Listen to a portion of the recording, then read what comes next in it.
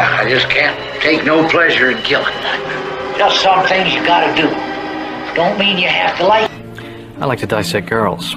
Did you know I'm utterly insane? You want to know what happens to an eyeball when it gets punctured? So you got any idea how much blood jets out of a guy's neck when his throat's been slit?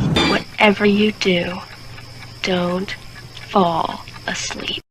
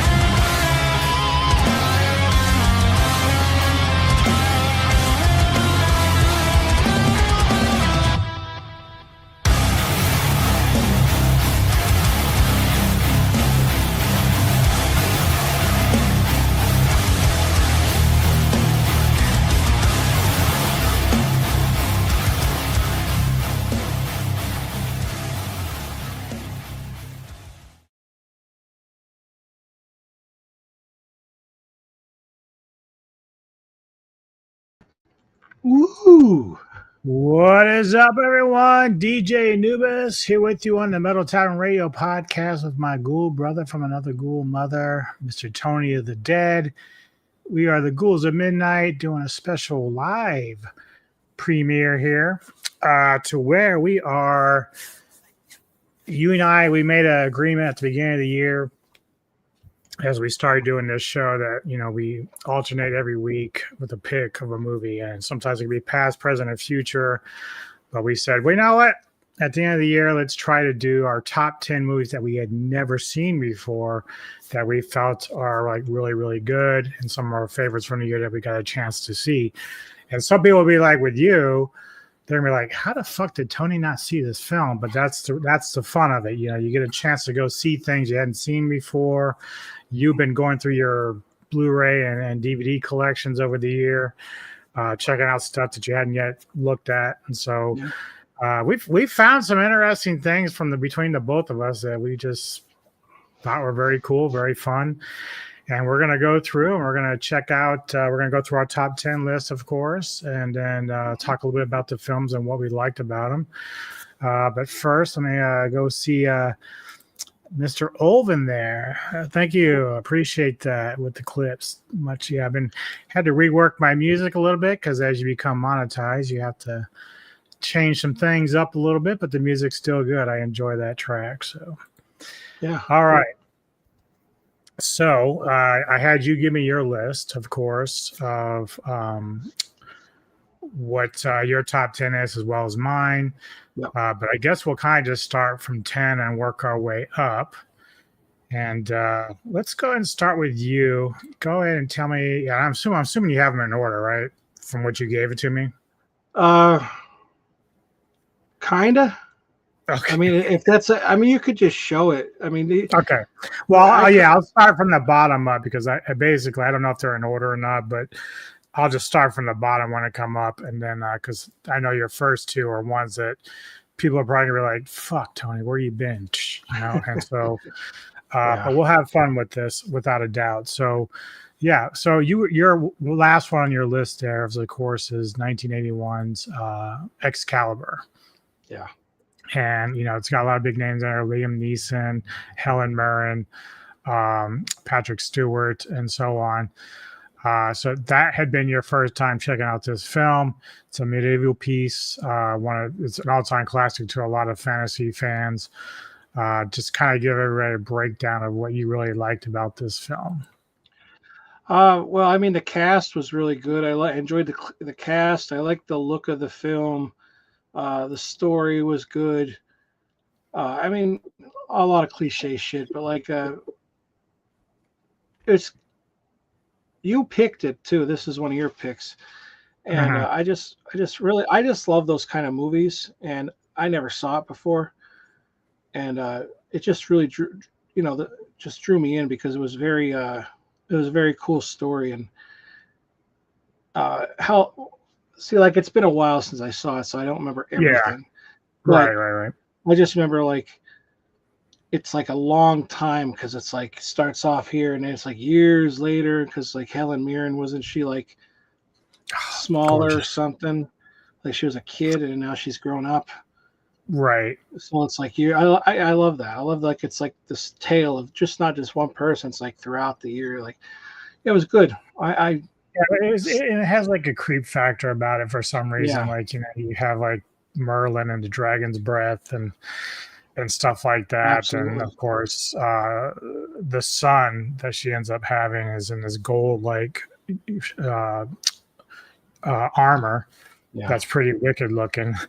Yeah, he was very scary, like evil. Yeah. And wasn't he like the nephew? Or something. I can't remember exactly. I know he was. I'm trying to think. I think Morgana was Arthur's sister, but she was like a witch or into medieval stuff or just black arts, and she ended up like duping Arthur, the banger.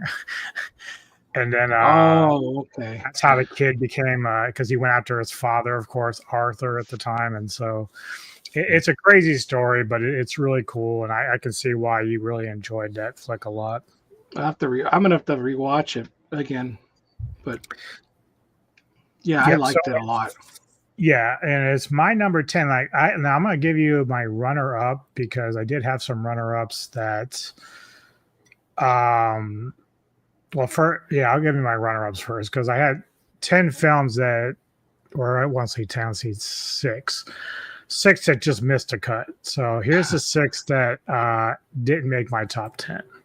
Okay. So you got Night of the Reaper, Clown in the Cornfield, The Witchmaker, Bugbuster, which is one of your picks. Funny Man was one of your picks. I think Clown in the Cornfield is your pick too. So there's 3 and 3 there. So of course, Disremembered with Angel Bradford and stuff like that. So some very good films that I still liked a lot this year, just didn't quite make my top 10 list. But into the top 10, my number 10, of course. Divinity. No. From 2024, starring Hunter Schafer, Martin Shalkus, Jessica Henwick, and Dan Stevens. Of course, is Cuckoo, which was a very bizarre film, but I kind of had fun with it. It was a little bit better than I thought it was going to be, and it stood out at least a little bit compared to some of the other stuff we saw this year, at least in my book. So that one I really, really enjoyed. As far as like my top 10 list issues I hadn't seen. I don't think you had seen either when we watched it. So no. I think that would probably have been sort of up there, like as it, like not in the top 10, but like, you know, the honorable mentions. Yeah, like it was. exactly. It wasn't great, but like the story was kind of cool. Right. Okay, so your number 9 again is another like medieval piece, and I'm actually really glad that you enjoyed like Excalibur in this one here, because normally like my wife wouldn't really enjoy a lot of these films. So I'm glad someone's going to appreciate it when they hadn't seen it. Oh, absolutely. And for you, of course, I think this is 82 or 83, but Dragon Slayer. I love the practical effects in this with the dragon. The story is a little corny just with the young man that's, you know, the apprentice and stuff, but he makes it kind of fun. A lot of pretty girls, of course, and it's not a shying away from gore either. You get some of that, like the little babies eating that girl's feet. Yeah, and so like the way it crawls and stuff through the cavern and stuff. It's a creepy, almost a dinosaur, creepy dragon for sure. So it has that horror element, but it's a little corny, yeah. But I enjoyed the look, the story. The dragon looked cool. It's just it was just fun. It was a fun watch. Yep. Definitely a classic for me, and I'm glad that you really, really enjoyed this. I did. All right. Should I send you my, like in the private? Should I send you my list so that, because this is pretty much in order what I gave you, but I might move a few of them. Okay. Well, where would you place these last two? Oh, that's probably about right. Oh, okay. Those are right. Up until, or do you want me to just tell you? Well, go ahead and just private message me the remaining list, how you rank them, and then I'll put them in order that way. And then because I'm going to do my number 9 right now. So we'll talk about that while you're doing that. Sorry. No, you're good. I was like, I don't know. I could keep this list, but I think this one's better than this one. So. Well, mine changed even at the last minute. Like I had certain ones sitting there, and I thought, well, you know what? I'm going to move this up. And so I was kind of surprised what I ended up with. But overall, I think we enjoy our top 10 regardless of where they're placed. Or just exactly. So my number 9 is actually one of the earlier films that you and I did. It was a pick that you made.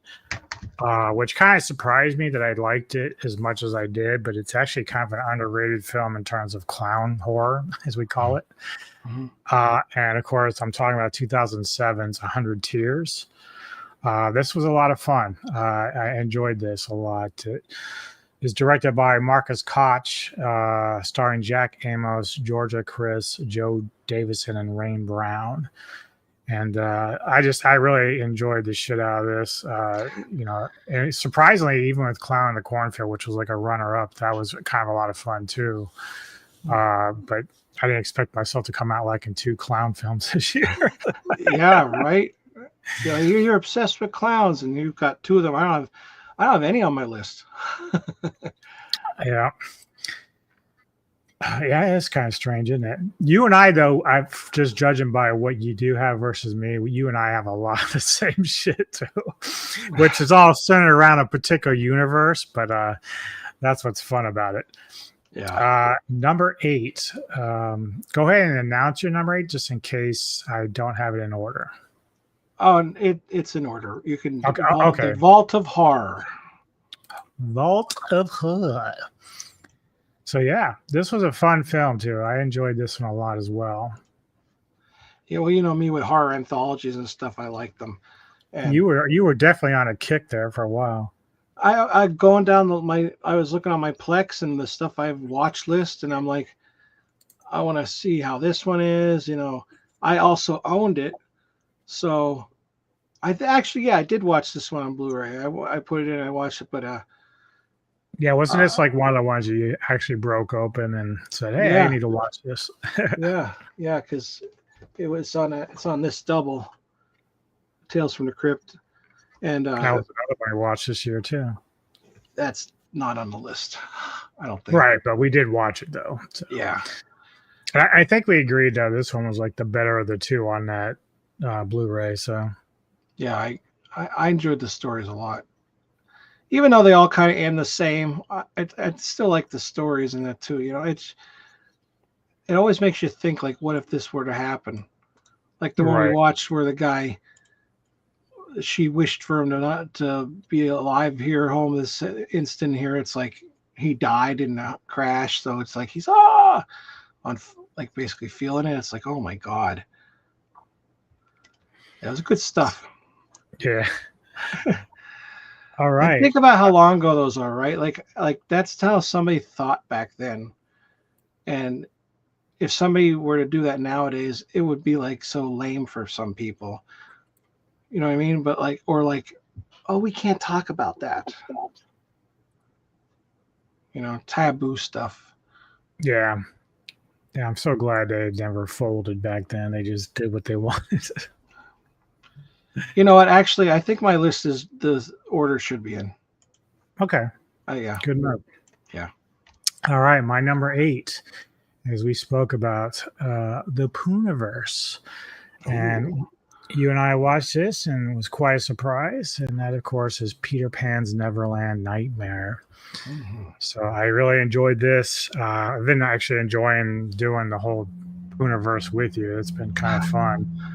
And it's kind of neat too because it's, you know, we talked about this a little bit with the Art the Clown and the Terrifier franchise, how it's sort of giving the horror genre a new kick in the ass with like a new icon with the horror art. But the Pooniverse is kind of doing something like that too, because it's actually pretty good quality in terms of the stories and how they're interwoven together for what they're doing. So even though there's like a lot of like these other like I guess sort of knockoff or whatever, like a lot of the Popeye stuff that's out there.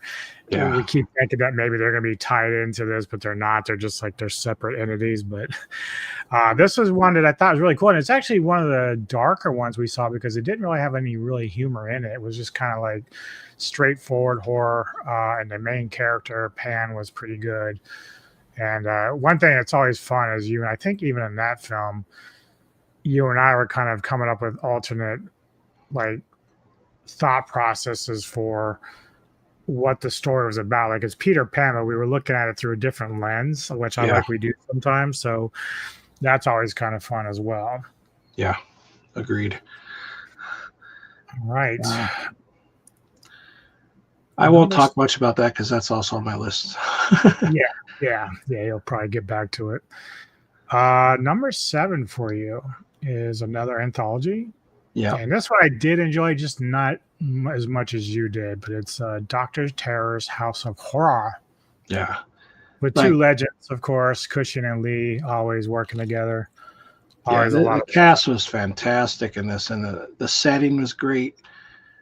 The ending to it was like, you know, creepy as hell. Like it was just like, because he's like, show the card, he's like, like that, and it's like, what? Everybody's like, what's going on? But the stories were good. Yeah, I really enjoyed this one. Peter Cushing played such a good, like, I forget what his name was. It means terror or something, I think he said, but like, it was just so creepy. Like so good back then, like the elements of it. Like nowadays it'd be too cleaned up, and I don't know, there's something about the graininess and watching it like that gives it that element of scary and surprise, and they're just good. I don't know, Peter Cushing and all them guys, like, man, you can't really go wrong. No, and it's amazing when you think about just how much they work together.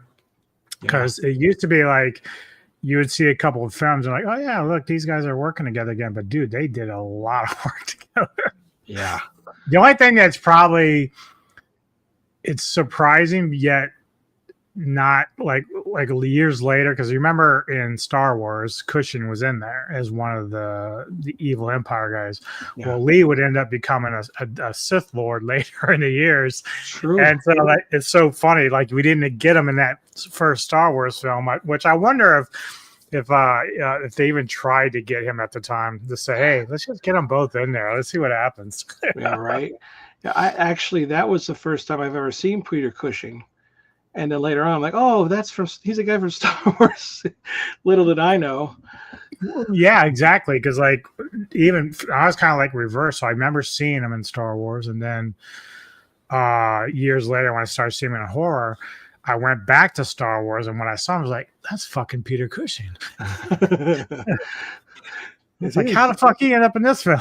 That's his real name. That's fucking Peter Cushing. Yeah. All right.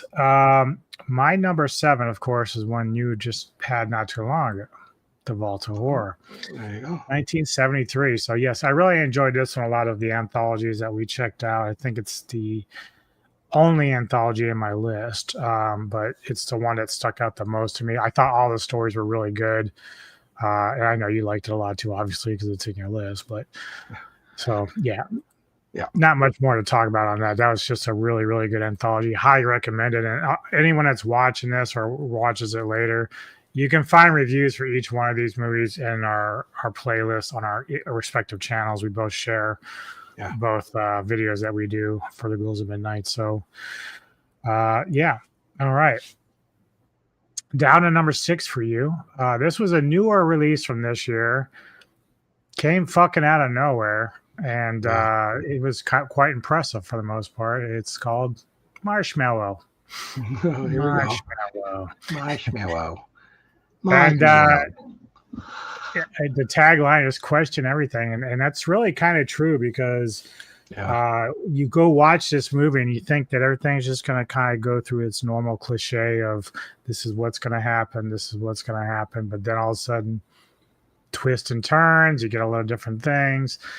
And so just tell me a little bit what you liked about it and why it's on your list. Oh, man. This is such a mystery, like what's going on with these kids and they're at this camp. And then there's like, you see that picture that shows like a person with this bright light face and the kid like, oh, what's going on with these kids? And then there wasn't like a story about the camp and like these things don't go out at night. And then it's like they're trying to investigate into it. Then when the big reveal of what is going on, and then the other reveal, which I won't ruin for anybody, but it's heartbreaking at the same time. And then what they do at the end is like, will there be a sequel?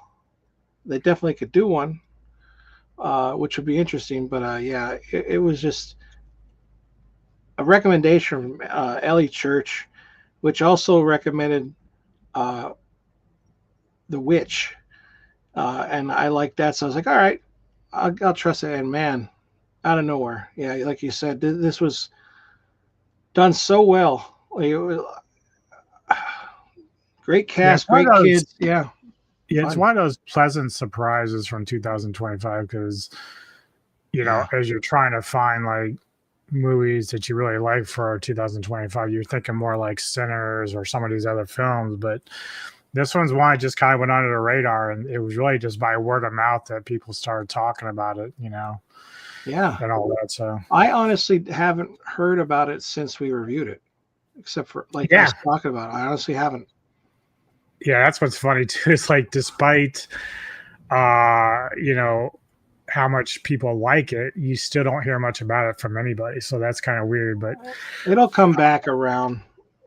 Like there's a movie called Dinner in America that I thought years ago I watched it was good, and now in the last year it's been blew up. So I think Marshmallow is has to blow up. Yeah. It has to be lit on fire. Fire. Marshmallow. All right. Number 6 for me. We're going back to the Pooniverse, and although this one didn't make your list, it did make mine. I have too much fun with it. It's Bambi, The Reckoning. I still thought it was fun. Again, this is how we're enjoying the Pooniverse and the different things that it's offering. I think we're still due to get Pinocchio soon. I think that's the one that's coming out next. And I think you were showing me the other day, you've got like the booklet or whatever it is. It's like the bookends or whatever they call it. Yep.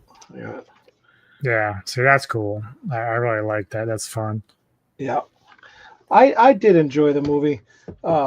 But yeah, it's not on my top 10, obviously, but I enjoy all of them for what they are.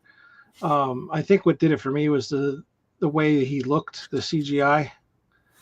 But again, this is another movie where the way it goes, we have a little like, what is,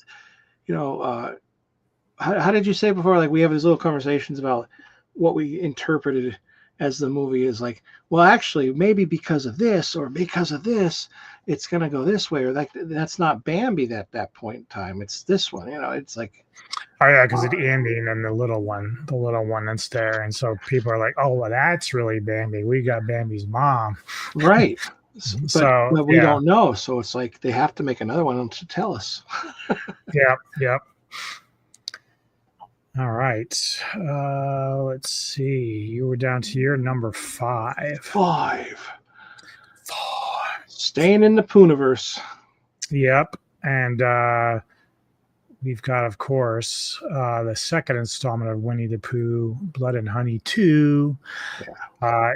I think we definitely agreed that this one, the first one wasn't bad, but this one really stepped it up in terms of the special effects, the mask. It was brutal as hell, of course, as usual. Oh my God, yeah. So much fun. What was it? The girl in the hot tub. The girl in the hot tub. Like I said, my favorite kill was the bear trap on the head, and he pulls it off and then hits it with a bat. That's it was so fun to watch this movie. Like Owl flying in the sky, and he was creepy as hell. And of course, Tigger stole the show at the rave. It's so good. Like the little things are like he put in there, and they put in the movie where the cop is like, all right, let's bounce, and he's behind him. That's my line. So good. I loved it. It's such a good movie. And I can't wait for the third one. Because like you said, the first one, it was good, but the ending was the best. Yeah. And the way they upped it with the way Winnie looks in this one and the story behind it, how it, he remembers them in a different way than they really were. The story is just going off the hooks. I can't wait to see what they come up with.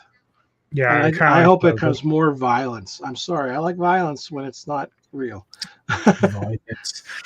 Yeah, no, I like that, and I like that the little storyboard thing they usually do at the beginning, kind of giving it this animation type stuff. It's really neat how they incorporate that. Making you feel like you're actually watching one of those old Winnie the Pooh animated shows until it turns dark. Yeah. Then Winnie got mad. You don't like him when he's angry. You're right. He doesn't ever look happy, but still. It's funny enough, though, is that my number 5 is actually the same as yours. So bring that home. Winnie the Pooh 2. So yeah. We just talked about it. We've been a pretty big fan of the Pooniverse this year, which, considering how many films we've done 101, even though you and I did episodes 100 together. We've done 101 episodes of movies. And so considering how many we've done, to have as many of these films from that franchise in our top 10 is pretty incredible for the director to have done that. So that's a pretty impressive feat on his part. Yeah, agreed. Which leads us to your number 4, of course, was on my list a while back. Staying Home at the Pooniverse. That's right. Neverland. Yep. Again, just great acting. This was like one of the more darker stories of the whole thing. And it has like a lot going for it in terms of like, interpretations of what you think is going on, what it actually means.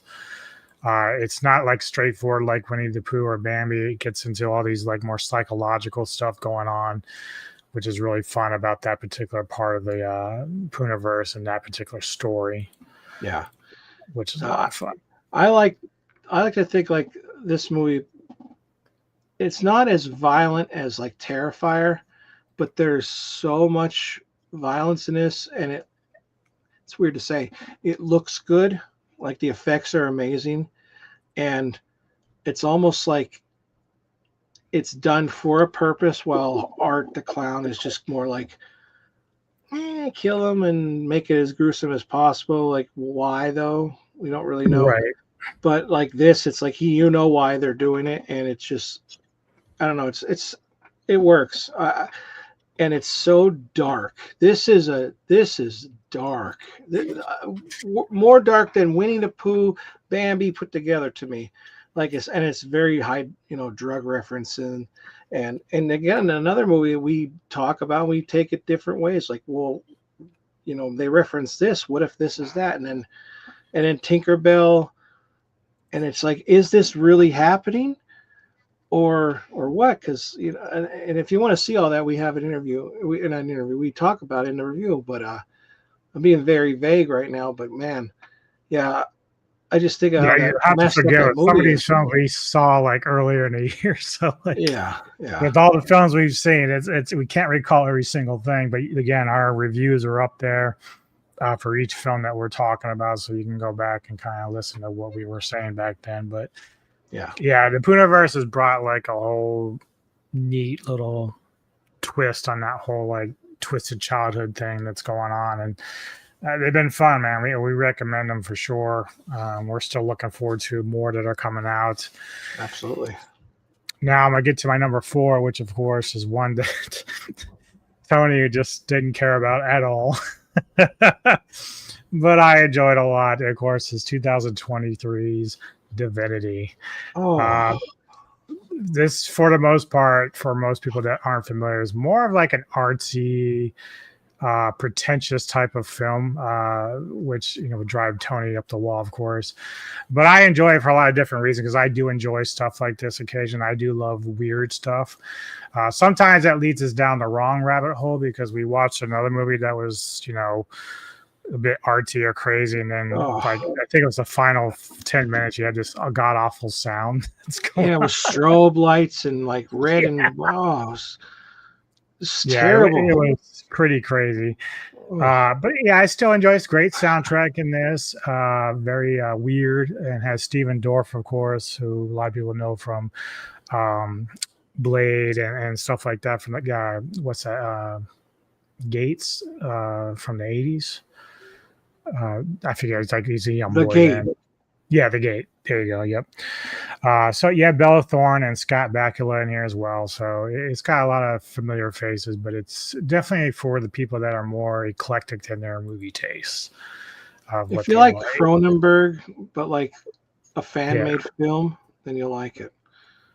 What's that other one that we watched?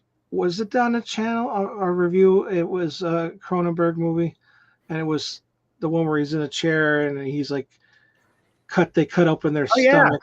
Yeah. Is it Thought Crimes or something? Crimes of the Future. Yeah. Did you? Yeah, that was some crazy shit too. You picked that one, right? Mm-hmm. That would probably be an honorable mention, to be honest. Like, I like that one way more than Divinity. Yeah, no. Crimes of the Future was pretty cool. Kristen Stewart and I forget who the other Alexander Skarsgård, I think. But yeah, that was certainly one that was kind of fun to watch, without a doubt. Fucked up. Now here's one I know that was not. It's a cult classic, but it was a surprise that you liked it as much as you did. It is kind of weird in its own way, but I think that you really can't be hated for having this on your list at all, especially this high. Yeah. Of course, there's Messiah of Evil. Evil. Me. It's highlighted me. I'm the Messiah of Evil. Me. Oh. But yeah, I've heard of this movie. I just never saw it. And then I watched the trailer actually, and I was like, the supermarket scene was like, oh, that got me. I was like, I have to watch this. And it's just very, very eerie. Again, the times, the way it's shot, and the look of the townspeople, it's creepy as fucking hell shit. But I'm dyslexic sometimes, and I think ahead of myself. But yeah, it was a good watch, and I liked it. It reminded me of kind of like the way the townsfolk were in like Dead and Buried, a little bit like they're kind of just so really weird. Yes. So yeah, and I like that movie a lot too. So yeah, Messiah Evil is definitely a pleasant surprise.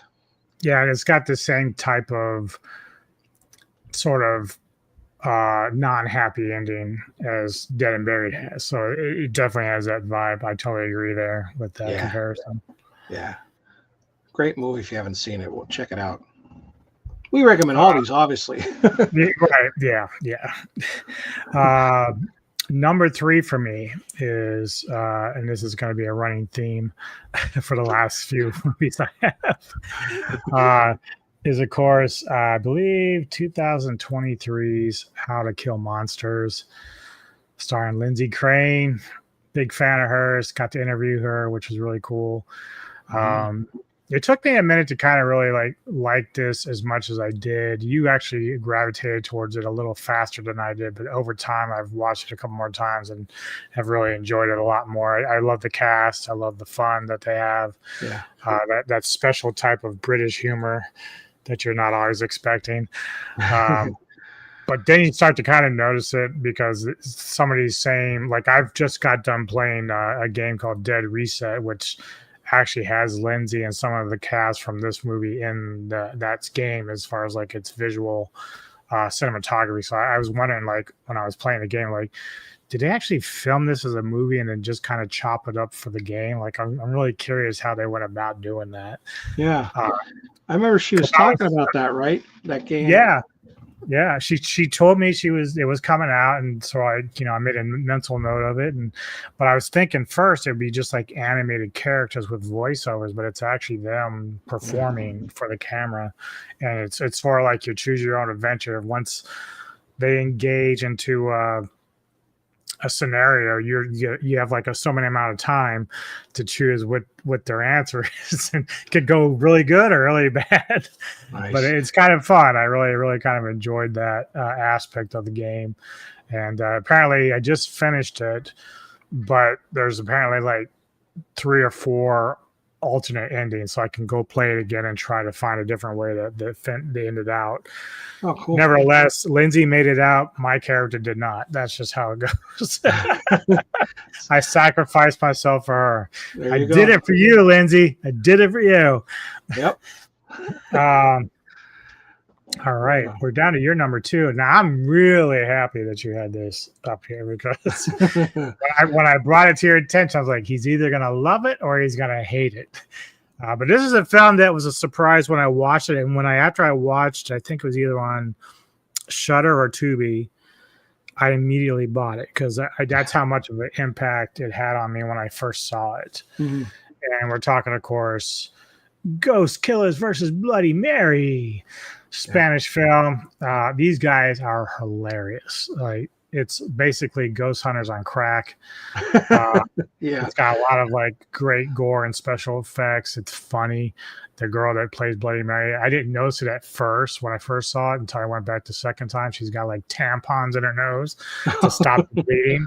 And so I just think this film is so much fun. And of course, the guy that's like getting head and then the girl's head.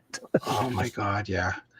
Like, I was so surprised by this because I thought, oh, this is going to be one of those lame, it's just going to be bad. I just thought this is going to be terrible. And it ended up being shot very well. The effects were good. The cast was funny. I mean, And then but the hottie in it, they killed off right away. It's like, what the hell? They blew her head off. I was like, well, all right. Yeah, they went through all that work to like, and of course it's all the whole thing. Like they all have their Ghostbusters uniforms, but they gave her one that's like really sexy. She hated it. She hated it. It was just it was a fun movie, and then like the twist at the end and stuff. Like, yeah, I didn't buy it, but I would definitely like to probably get maybe around Christmas. I'll see what the deals are. If there's one, I'll get it. But yeah, I definitely like that movie a lot, and it's in the kind of the same vein as your last pick, How to Kill Monsters, but like in my opinion, this one was funnier. Plus, I think they went further with this, like especially with the darker humor. Yes. So, but like, yeah, it was good. Yeah, I think the only thing that I ever found with this film that I wish they had done with the DVD or Blu-ray that I have, I think it's more of a DVD, but I wish that they would have given you like an English dub, because they talk very fast, so you have to really read it and to try to catch everything that you're watching. So sometimes that's difficult. Yeah, but it's still so much fun, and like the acting is so good. Like you said, it is a much funnier film, but again, different countries that they're out of. So, but I was surprised when I saw it. So clearly you were too when you first saw it. So yeah, I honestly forgot about the reading. I was just thinking about. Because I don't think they do talk fast, but maybe the dubbing would ruin it. It might be stupid. Well, I mean, it could be, but I mean, again, it's all about whether or not you can do a good job at it. So when I think of like really good dubbing, like Godzilla -1 on Netflix, they did a really good job with that. Like it actually matches, it sounds right, the characters sound right. Obviously you can't always get what you want out of that. You kind of get left with whatever you're paying for, but in the end, if they can find a way to get a decent dubbing for it, that would kind of help a little easier with digesting the film, where you don't have to worry about that aspect of it so much. But well worth it to check it out if you can see it. It's a blast. It's fun. You'll have a lot of great time with it. Agreed, man. My number 2, you've actually already brought this one up, and this one again, I'm going to say right now, is on my top 10 of the year. So don't be surprised if you see it again when I go to do that. Marshmallow. Here it is. So this one was a very interesting and fun pick. Again, we talked a little bit about it. Surprise, it's got some twists in there. It's not exactly what you think it would be. I guess in some ways it's weird because, and maybe this is the reason why it struggles, is because the title's a little weird, and then like the cover art makes it look more like My Bloody Valentine or something. So they haven't really thought out how they were going to promote this or sell it to the people. So maybe that's why people are just kind of like, I don't know what the fuck this is. Why do I want to watch this? Yeah. But we both do recommend people check it out if you haven't. It's actually quite good and interesting thing. So that leads us to your number 1. Yeah. And I'm really happy you enjoyed this. This was one that I said, well, you've got to see this if you've never seen it. I can't remember. Did you have this already and you just never watched it? Yep. Yeah. So yeah, there's times when Tony has stuff in his vault there, and he's like, yeah, I got this, and it's like, dude, we need to watch that right there, that right there. I think you might have had Messiah too. I got a feeling you might have had that. I think I did. I don't know where it is, to be honest, but I'm pretty sure I did. Yeah. Yes, I do have it. I think it's in a drawer over there. But yeah, I wanted to watch it. There's another one that I have. It's on the list, but I can't remember what it is. Not Twins of Evil. We'll talk about it later. But yeah, there's another one I want to watch, but it's been on my list for like a couple of years now to even review, and I just haven't. Actually, I kind of hope it's Twins of Evil. I mean, I've seen it once, but I would check it out again. But I don't know if that's the film or not. But your number 1, of course, is Wes Craven's, and it's a very underrated film of his collection. Shocker. Yeah.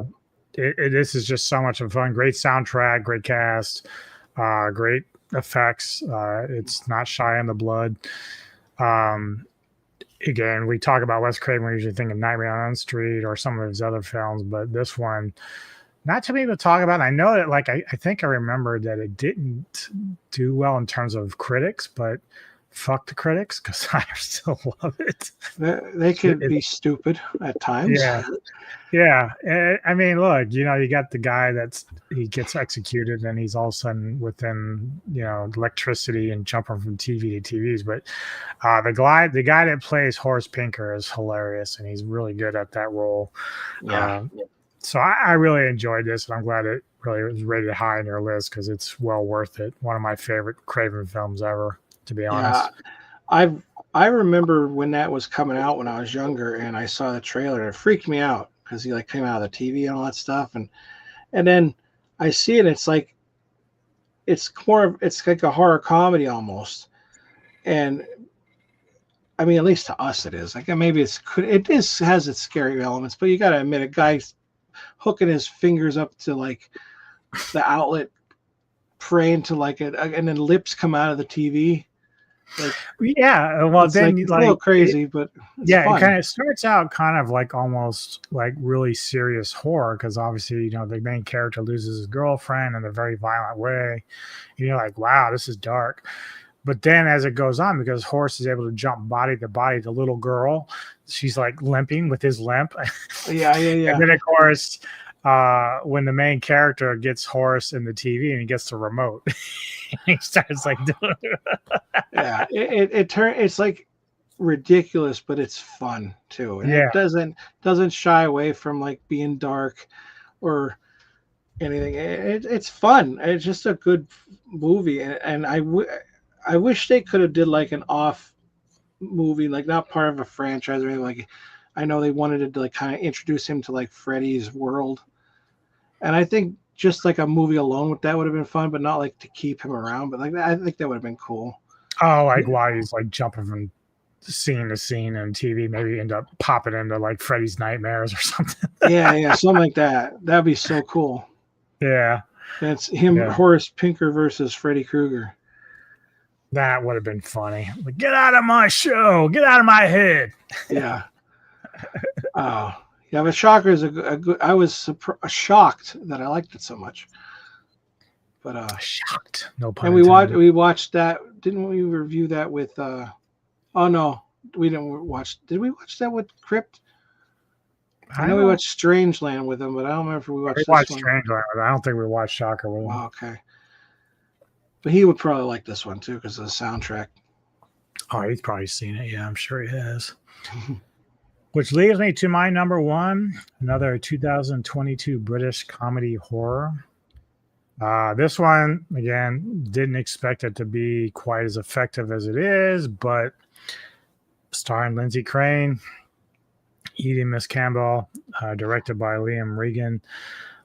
Just so much fucking fun, man. Like this is like one of my favorite performances for her in the film right now, and such an underrated flick. Again, another one where I went and immediately bought the Blu-ray or DVD once I saw it because I was like, gotta have this, gotta have it. But just a blast in terms of a film. It was fun. It was a little gross. Eating the blood in that, like that kind of stuff kind of gets to me when they eat it, even though I know it's fake. But yeah, it was fun. It's very, I'm surprised it's made nowadays kind of movie. Oh yeah, because like all the, especially with the American like references and stuff like that, school shootings and all that. So yeah. Not that they make fun of school shootings, but because it's produced also by Lloyd Kaufman, so Liam's a big fan of Lloyd. So that Lloyd never shies away from anything. He's like, okay, yeah, you can tell me what to do, but that's not going to happen. I'm going to bring it anyway. And also, like in that movie, she's usually in the same movie, like in the movie with the same cast of people. For the most part, like there's always like the blonde girl, and they all work together very well. So it's cool. I imagine they're friends in real life. They have to be. They're in all these movies together. I would think so, because even with like some of the more stuff that you and I see around, like with Angel and Jessup Flux, and then they're always together. Yeah. So there's got to be like this friendship they have, and chemistry as actors that they get along very well. Yeah. Agreed. Now, I did have a list of like my all-time faves that you and I had kind of seen over the year. A lot of them in my list will be stuff that kind of made your list in terms of like familiar faces. So I'm just going to pop that up real quick because these are, again, stuff that I really, really enjoyed. But because we had seen these previously, at least either you or I just didn't want to include in my top 10. I wanted to stick mainly to stuff we hadn't seen. Right. But a lot of these are great films. Highly recommended, of course, to anyone that's interested. I forgot about Taps, to be honest. I forgot we watched that. Yeah, that was one of the ones that wasn't really a horror because you and I generally stay in the horror sci-fi area, but that was one that was like I felt like it's needed to be seen. It's different. It's more of a drama basically, but still pretty decent film. I really enjoyed that a lot. Yeah, that's a good list. A couple of those are on mine too, to be honest. I don't remember Catacombs. I don't remember it. Well, you didn't like it previously, right? I don't remember what the hell. Probably not. As if I liked the girl that goes to the rave down in the catacombs of France and with Pink. yeah. Yeah. Now you remember it. Yeah, I remember it now. That's now I jogged his memory. Now he's like, "You asshole! Why'd you tell me that?" Oh God, Pink! No, what a fucking shitty friend. Yeah. So just a breakdown here. Of course, Tony's top 10 films. You got them there. Yeah. Yeah, I would have kept that order. Yeah, definitely. Of course, mine. Now, mine, I fucked up. I should say Blood and Honey 2, not Blood and Honey 1, but I got to put the 2 in there. But you get the point. We talked about it. Yeah. Now, the other thing is, like, for those, because we have, of course, Ghouls coming up this week with a couple of movies that I'm actually very excited to see, both of them. And it's possible, even though we've already done our top 10, that if we end up liking these a lot, we might end up coming back later and say, this would have made my top 10, but, you know, this late in the year, we wanted to make sure that. Well, it might make your top 10 for 25, but not Ghouls, because now you got to save it for the next 50. If you like whatever one they are. So are we going to go ahead and do that, even though it's still 2025 on our release? We'll just go ahead and add it to the list for next year? Yeah. Okay. That's cheating. Cheating, son. 10. What was your pick? So my pick for us this week is 2025's reboot of Deathstalker. Oh, that's right. That's right. So I've been looking forward to checking that out. And, of course, your pick is the new Silent Night, Deadly Night reboot. Yeah. I've seen the trailer for both of those. Obviously, they both look really good. Obviously, I hope they live up to the hype. The Silent Night, Deadly Night looks almost exact, which is okay because the first one's very good.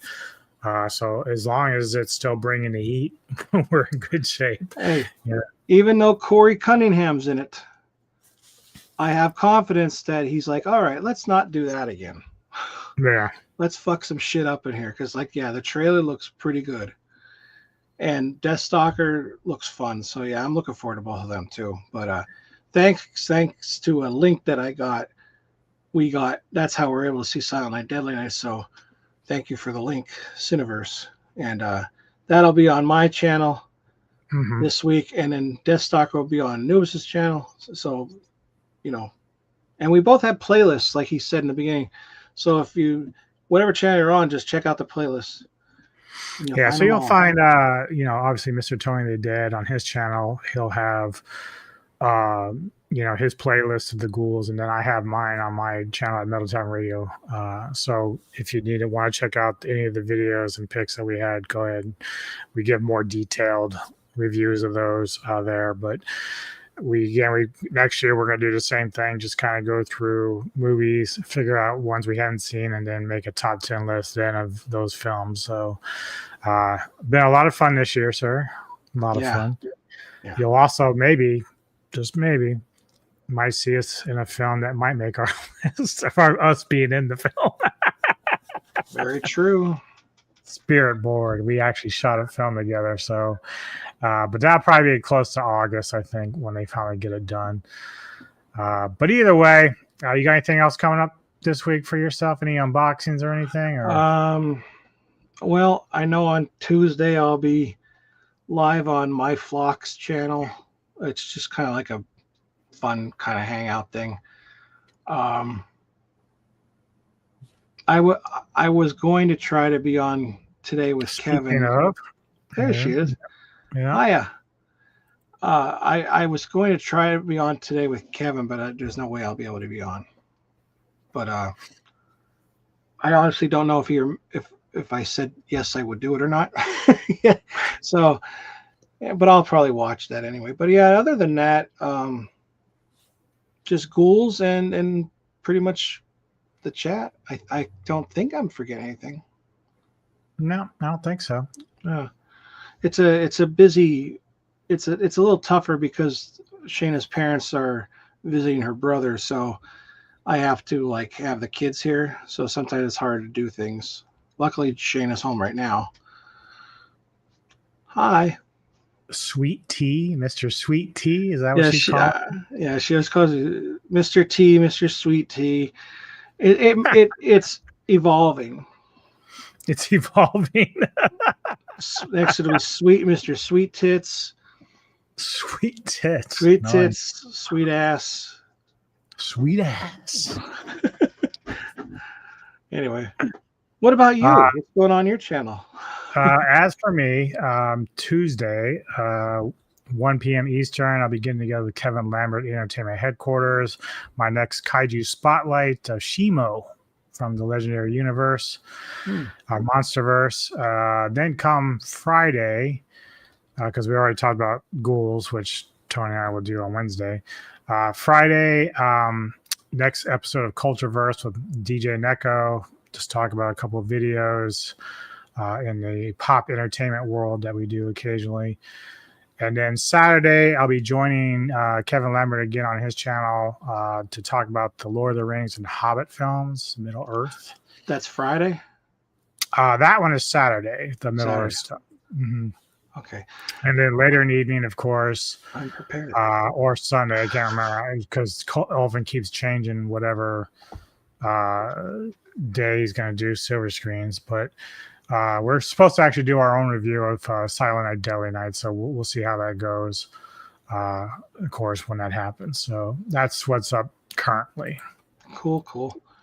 Yeah, my theme for this is going to be, this month is obviously all Christmas ones that I haven't seen. Live Tonight with cool. Is okay? So I'm assuming those are three different dudes. Yeah, Pawn is Pawns. Okay. Fresh. Well, I thought there was another nickname because you're Mr. Sweet Tea. Oh, for me. I thought she was calling Thrash like Pondan Tug. I'm like, what is he tugging? Pondan Tug myself. You have to say it with like an accent. Well, down in the South, we go to Pondan Hug himself. Yeah, what's up, Geek Culture? Hey, Geek. I don't know. Yes, that's the one that I thought I was going to be on, but that's with those three. They talk. And she kind of like runs it. She runs the show. She runs the show. I've never been invited. I'm so depressed. What do you all even talk about on there? Well, it depends. It depends. Like the Thursday nights that we used to do was pretty much just talk about whatever, whatever happened to you like during the week or any fun stories. And it's kind of like just a chill. Oh, okay. Yeah. So it's like a table gathering, just talking shit. Yeah. And then other days there might be a theme, but you know how that works. Nobody ever stays on topic. yeah, that never happens in general. But it's fun. It's a fun time. But I'm sure she'll invite you on sometime. Kevin's supposed to come on sometime, I think. Yeah, I think he's been on there before, from what I understand, at least. Ah, thank you. Appreciate it. Yay. I love crashing people's parties. Not with a car, though. No. So, all right. Well, that's going to do it for us, folks. Again, for any of the films we had on our list, you can check them out on our channels. We have we're not super long with our reviews. They're about 30 minutes to 40 minutes a piece. Just go through. If you want to hear a little bit more about the films that we had on our list, all highly recommended. We appreciate the support. Obviously, we're going to try to start working on merch of sorts. We're just being very lazy right now with that. We haven't really did too much brainstorming yet. Yeah. Tony, give me my info. I will. That's it. Okay. Oh, look, Snarky. Hey, Snarky. Hello, Geek. Hello, Sarah. Hello, everybody. Thanks for coming by. Mm-hmm. But hit the like and subscribe. Give us some comments. What do you think about the films that were in our top 10? Do you think there's anything we missed? We always ask for recommendations if you want us to check out a film. Yes, we're please. glad to do so. If it sucks, we're going to let you know. We're not shy about it. No, they're not either. That's one thing. You're going to be on that show. If you're easily offended, don't come on. That's what they told me. The first thing I go out, I was like, no, I'm not easily offended. Man, they are flying in the chat now. Yeah. Oh, thank you very much. Appreciate that. Ding, ding. Ding, ling, ling, ling. Hey, doesn't this have soundboard now? Isn't there a bell? Ding. It has all sorts of stupid shit that I haven't played with yet. Here we go.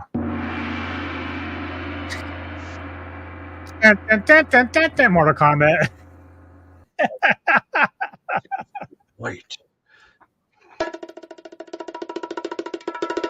So I was there. Jive, man. Yeah. So it's just still shit that I haven't fucked around with too much in this. But anyway, thank you all for stopping by. We appreciate it. The support is great. Thank you. And Sass, our flock, I will be there to contact you when I can. If you ever want to have me on, I'm always happy to be there. As long as I have the time, of course. I'm got my own shit, of course. But outside of that, thank you very much for the support. We are the Ghouls of Midnight, and we will see you later. Have a cool night. You see before you die.